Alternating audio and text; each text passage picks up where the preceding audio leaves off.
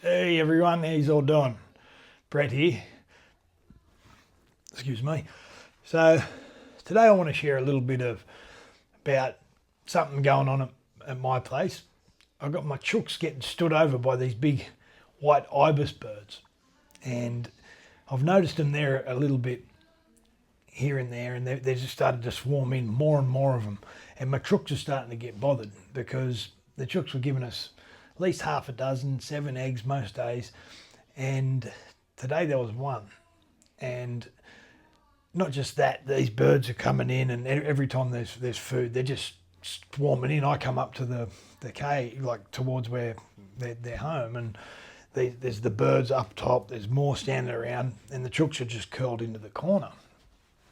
This reminded me a bit of the old world, I used to live in. It was like the strongest survives. A bit of standover tactics, and it's like they've just moved in on the chooks because they know they can, and so I've had to adapt. Like back in the day, it might not have been so pretty for the ibis birds, but we're not going that way these days. So it was all right. How do I make this work? Generally, when I go up, they all piss off, but the chooks, I let them out, and now I'm feeding them the scraps and making sure I'm around still, so these ibis birds don't stand over for their food.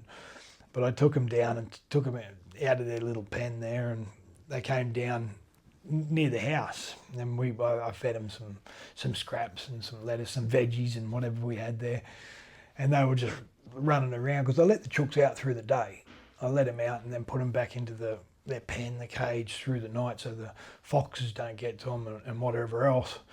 And they just like to go in there and they lay their eggs, and then we feed them. We get eggs. It's good. I'm building a relationship with these chooks, and then I've got these fucking ibis birds come in and standing over them, and we can't have that. So I've just had to adapt. I've had to work out how we can make it work for the chooks so they're not getting stood over like that anymore, and they're still getting their food, and things are still running all right.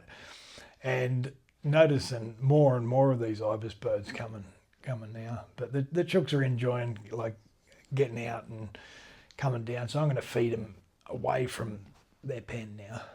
So that was a little bit about what was going on for me today. Just looking at this, and brought back memories of a different type of energy. It was, these birds standing over me chooks.